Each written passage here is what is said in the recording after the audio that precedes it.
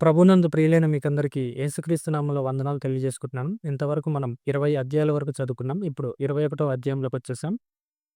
యెహోవా తాను చెప్పిన ప్రకారం శారాను దర్శించెను. యెహోవా తానిచ్చిన మాట చొప్పున శారాను గుర్తు చేశా. ఎట్లనగా దేవుడు అబ్రాహాముతో చెప్పిన నిర్ణయ కాలంలో శారా గర్భవతి అయి అతని ముసలితనం ముందు అతనికి కుమారుని కనెను. ఎప్పుడు అంట పిల్లల్ని కన్నది?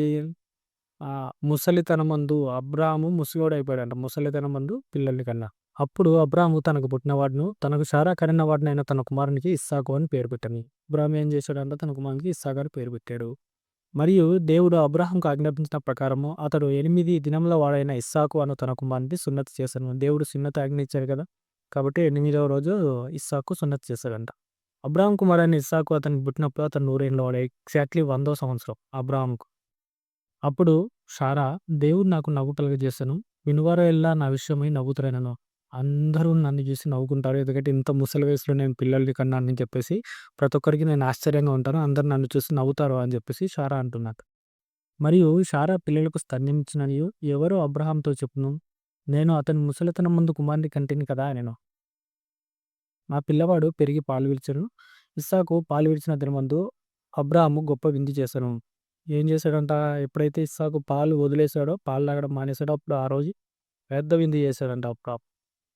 అప్పుడు అబ్రాహాముకు ఐగుప్తురాలైన హాగరు కన్న కుమారుడు పరిహసించుట శారా చూచి, ఈ దాసిని దీని కుమారుని వెళ్ళగొట్టుము. ఈ దాసి కుమారుడు నా కుమారుడైన ఇస్సాకుతో వారసుడై ఉండడని అబ్రాహాముతో చెప్తున్నాం. అంటే శారా తన కుమారుని ఎంత ప్రేమించిందో చూసుకోండి. ఆ ముందు నుంచి కూడా తనకు పిల్లలు లేరని బాధపడుతూ హాగర్‌ను అబ్రాహాము దగ్గరికెళ్ళమని చెప్పింది శారానే. అంటే పిల్లాడంటే ఎంత ఇష్టం. తనకు పిల్లలు ఉండాలని చెప్పేసి. ఇప్పుడు పిల్లోడు పుట్టిన తర్వాత ఇంక వదిలిపెట్టుద్దా? అసలు పిల్లలు లేనప్పుడే పిల్లల మీద భయంకరమైన ప్రేమ ఉంది. కాబట్టి పిల్లోడు పుట్టంగానే ఇక కడుపులో మంటంతా వచ్చేసిందనమాట. బాధొచ్చేసింది. ఏం చేసింది? ఈ దాసిని ఈయన కుమారుడిని వెళ్ళగొట్టేసి ఇక్కడ ఉండొద్దు. నా కుమారుడు ఉండంగా వీళ్ళతోని మనకు పని లేదు అని చెప్పేసి అన్నదనమాట. అతని కుమారుని బట్టి ఆ మాట అబ్రాహాముకు మిక్కిలి దుఃఖం కలుగజేసెను. అబ్రాహాము ఎంత కాదన్నా అబ్రాహాము కుమారుడే కదా! కాబట్టి ఆ మాట బట్టి అబ్రాహాముకు చాలా బాధ కలిగిందట. అయితే దేవుడు ఈ చిన్నవాడిని బట్టియు, నీ దాసిని బట్టియు నీ దుఃఖపడవద్దు. శారా నీతో చెప్పు ప్రతి విషయంలో ఆమె మాట వినుము. ఇస్సాకు వలన అయినదియే నీ సంతానం అనువాడిని. అయినను ఈ దాసి కుమారుడు నీ సంతానమే గనుక అతన్ని కూడా ఒక జనంగా చేసేదురని అబ్రాహాముతో చెప్పెను. నువ్వేం బాధపడకు. శారా ఏది చెప్తే అది చెయ్యి. ఎట్లైనా ఈయన కూడా నీ కుమారుడే కాబట్టి ఇతన్ని కూడా నేను ఆశీర్వదిస్తాను అని చెప్తున్నాడు దేవుడు. కాబట్టి తెల్లవారినప్పుడు అబ్రాహాము లేచి నీళ్ళ తిత్తిని తీసుకొని పిల్లవానితో కూడా హాగరునకు అప్పగించి ఆమె భుజముల మీద వాటిని పెట్టి ఆమెను పంపివేసెను. ఆమె వెళ్లి బెయేర్షెబా అరణ్యంలో అటు ఇటు తిరుగుచుండెను. మొత్తానికి ఏం చేశాడు? తెల్లవారిన తర్వాత మూటముల్లా సర్దేసి పాపం హాగర్‌ను, ఇష్మాయేలును పంపించేశాడు. ఆ తిత్తిలోని నీళ్లు అయిపోయిన తర్వాత ఆమె ఒక పొద కింద ఆ చిన్నవాడిని పడవేసి, ఈ పిల్లవాని చావు నేను చూడలేను అనుకుని వింటివేత దూరం వెళ్లి అతనికి ఎదురుగా కూర్చుండెను. ఆమె ఎదురుగా కూర్చుండి ఎలుగెత్తి ఏడ్చెను. మొత్తానికి ఏమైంది పాపం నిస్సహాయురాలు ఒక్కతే సింగిల్‌గా ఉంది. అరణ్యంలో ఏం చేయగలదు? నీళ్ళు అయిపోయాయంట. పిల్లోడేమో ఆకలి, ఆకలి వాడికి కూడా దాహమైతుంది. నీళ్లు లేవు. కాబట్టి ఇంకా ఆ పిల్లవాడు చనిపోవడం నేను చూడలేను అని చెప్పేసి ఆ పిల్లోడిని పక్కన పడేసి ఇంక ఎదురుగా కూర్చొని గట్టిగా ఏడుస్తుందంట. ఎలుగెత్తి ఏడ్చిందంట. దేవుడు ఆ చిన్నవాని మొరను వినెను. అప్పుడు దేవుని దూత ఆకాశం నుండి హాగరును పిలిచి, హాగరు నీకేం వచ్చినది? భయపడకుము. ఆ చిన్నవాడున్న చోటు దేవుడు వాని స్వరం విని ఉన్నాడు. నీవు లేచి ఆ చిన్నవాడిని లేవనెత్తి నీ చేత పట్టుకొనుము. వాడిని గొప్ప జనంగా చేసేదనని ఆమెతో అనెను. దేవుడు ప్రత్యక్షమయ్యాడు. ఇంతకుముందు హాగరు వచ్చినప్పుడు కూడా దేవుడు హాగరుకు తోడుగా ఉన్నాడు. ఇప్పుడు కూడా హాగరును ప్రేయర్ చేయగానే అంటే ఎలుగెత్తి ఏడవగానే దేవుడు మళ్ళీ ప్రత్యక్షమై హాగరుతో మాట్లాడుతున్నాడు. హాగరు నీకేం వచ్చింది? నేను ఉన్నాను గదా! ఏమైంది? అని ఆ చిన్నవానికి నేను తోడుగా ఉన్నాను అని చెప్పేసి ఏం చేశాడంట, నీవు లేచి ఆ చిన్నవాడిని నీ చేత పట్టుకొనుము. వాడిని గొప్ప జనంగా చేసేదని ఆమెతో అన్నాడు. మరియు దేవుడు ఆమె కన్నులు తెరిచినందున ఆమె నీళ్ల ఊట చూచి వెళ్ళి ఆ తిత్తిని నీళ్లతో నింపి ఆ చిన్నవానికి త్రాగనిచ్చెను. మొత్తానికి అయితే దేవుడు అక్కడ చుట్టుపక్కల ఎక్కడో వాటర్ ఉంటే చూపించాడు. మొత్తానికి అయితే నీళ్లతో నింపి ఆ చిన్నవానికి త్రాగనిచ్చిందన్నమాట. దేవుడు ఆ చిన్నవాడికి తోడై ఉండెను. అతడు పెరిగి పెద్దవాడై ఆ అరణ్యంలో కాపురం ఉండి విలుకాడాయెను. మొత్తానికి ఆ బెయేర్షెబా అరణ్యంలోనే అతడు అటు ఇటు తిరుగుతున్నాడు. తిరుగుతూ మొత్తానికైతే మంచి విలుకాడయిందట. ఏకలవ్య శిష్యుడిలాగా ఏమంటారు? మంచి విలుకాడయ్యాడనమాట. అతడు పారాను అరణ్యంలో ఉన్నప్పుడు అతని తల్లి ఐగుప్తు దేశం నుండి ఒక స్త్రీని తెచ్చి అతనికి పెళ్లి చేసెను. ఈమె ఐగుప్తీయురాలు కదా! ఆటోమేటిక్‌గా అక్కడ చుట్టాలు ఉన్నారేమో మరి. మొత్తానికైతే అక్కడి నుంచి ఒకరిని తీసుకొనొచ్చి ఇష్మాయేలుకు పెళ్లి చేసింది.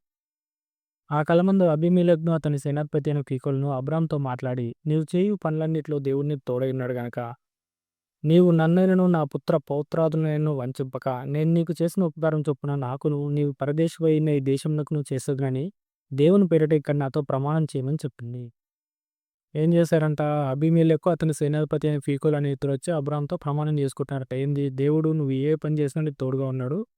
నువ్వు ఇంతగా అభివృద్ధి చెందుతావు. నువ్వు ఇంతగా అభివృద్ధి చెందిన తర్వాత నువ్వు ఏదో ఒక రోజు నన్ను చంపేస్తావేమో, నాకు ఆ భయం ఉంది. కాబట్టి నువ్వు నన్నేం చేయవు, నా దగ్గరికి రావు అని చెప్పేసి నాతో ప్రమాణం చేయని చెప్పేసి అబ్రాహామును కోరుతున్నాడనమాట. ఎవరు, అబీమెలెకు ప్లస్ సేనాధిపతి అయిన ఫీకోల్. అందుకు అబ్రాహాము ప్రమాణం చేస్తున్నాడు. అబీమెలెకు దాసులు బలాత్కారంగా తీసుకున్న నీళ్ల బావి విషయమై అబ్రాహాము అబీమెలెకును ఆక్షేపింపగా, అబీమెలెకు ఈ పని ఎవరు చేశారో నేను ఎరుగను, నాతో చెప్పలేదు, నేను నేడే గాని ఈ సంగతి వినలేదని చెప్పగా, అబ్రాహాము గొర్రెలను తెప్పించి అబీమెలెకుకిచ్చెను. అట్లు వారు ఒక నిబంధన చేసుకొనిరి. అబీమెలెకు దాసులు అబ్రాహాము తవ్విన బావిని బలవంతంగా లాక్కున్నారు. ఎందుకు లాక్కున్నారని చెప్పేసి అబ్రాహాము వచ్చి అబీమెలెకుని అడిగాడంట. అబీమెలెకుని అడిగితే, ఈ సంగతి ఎవరు చేశారో నాకు తెలీదు, నువ్వు ఇప్పుడు చెప్పేదాకా నాకు ఈ విషయం తెలీదు అని చెప్పేసి అబీమెలెకు అబ్రాహాముతో అన్నాడు. అప్పుడు అబ్రాహాము ఏం చేశాడు, సరే అని చెప్పేసి వాళ్ళిద్దరూ ఇంకా దీని విషయం మనం గొడవ పడొద్దని ఒక నిబంధన చేసుకున్నారంట.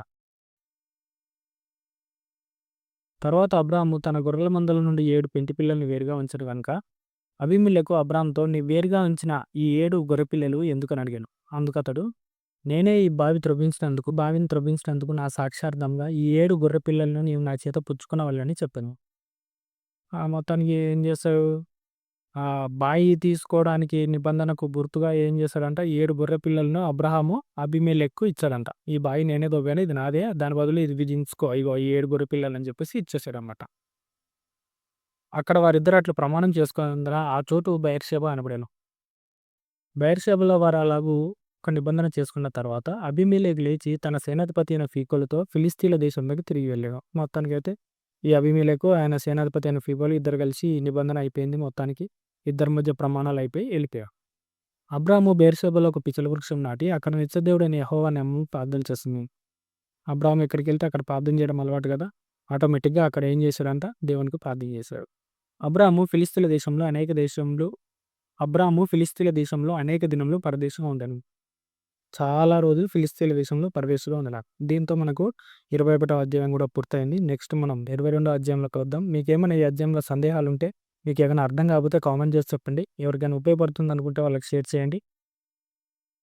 మీరు కనుక మొట్టమొదటిసారి మా ఛానల్కి వస్తే సబ్స్క్రైబ్ కూడా చేసుకోండి.